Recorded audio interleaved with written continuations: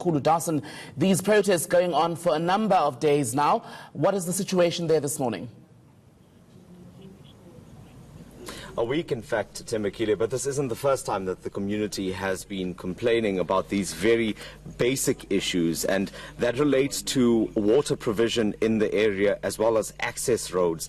Now, Umzimkhulu, I'm standing quite deep in the Kwame village at the moment, and I'll just give you a sense of what it looks like at the moment. So one of the concerns that residents have here is these access roads that pass through these houses and lead into the village, and that comes off the main R56 road.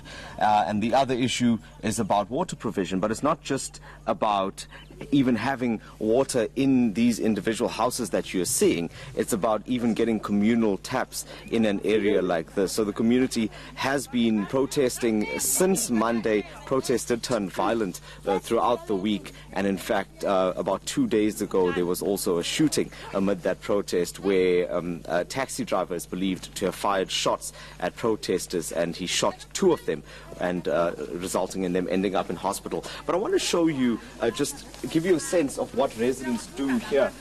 In the mornings, you'll see some of them are gathered at the bottom. They have their buckets. They are collecting water. This, as I understand it, is the only source of water that the residents in Kwame village have. And from what I understand, it's not much of a source. I'm actually walking next to Lungelo Hadebe. Lungelo, we were speaking a little while ago, and you were saying that the issues behind this protest are largely relating to the fact that there's no other source of water except the little that I'm seeing in front of me. That's true, sir. That's the only water we have here at Kwame. We've been using this water since we were born. We never have water, they never nothing. So we want a man's law. As we born and now we want a man's law. Ever since sazalwa siphuza lamanzi, siwaphuza nazo inkomo.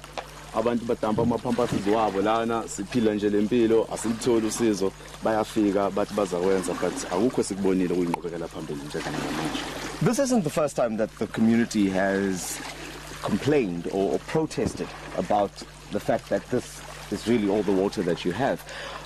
What has been the municipality's response in the past? The response from the municipality, I wouldn't say they've done something that we can say it's better, or there isn't nothing that they've been done to.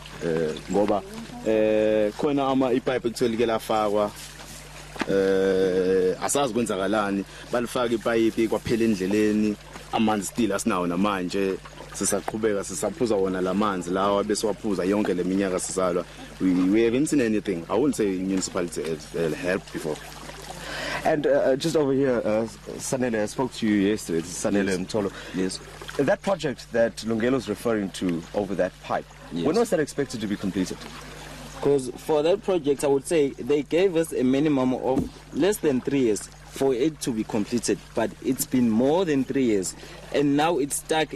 Whenever we try to find what's happening with that pipe, we never get a response, because all we know is that they tell us that the budget, we are out of budget for us. And for us as a community, I might say that we are sick and tired of that, because we've been waiting and waiting. There's no response for us. We're still drinking the same water. Sanele, just while we continue this conversation, I just want to ask my colleague Sandile to give Umzimkhulu an idea of what water source we're talking about here. But the municipality has also, in the past, provided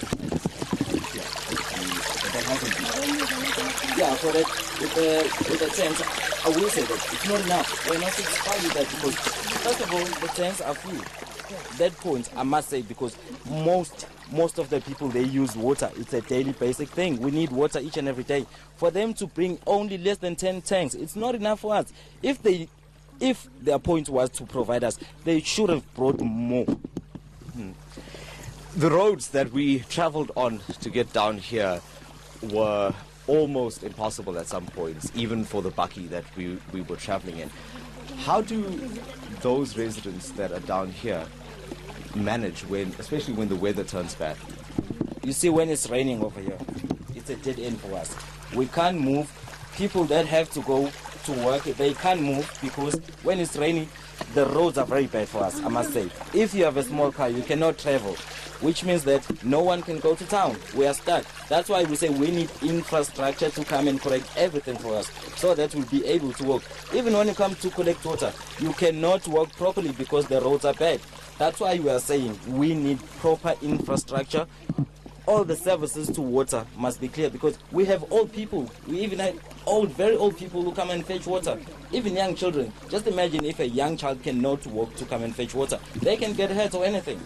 And just lastly, one of the calls that has been made during this protest over this week is that there needs to be provincial government intervention as opposed to even your mayor coming here. Why is the community not content with the mayor coming here to address these concerns, if he can?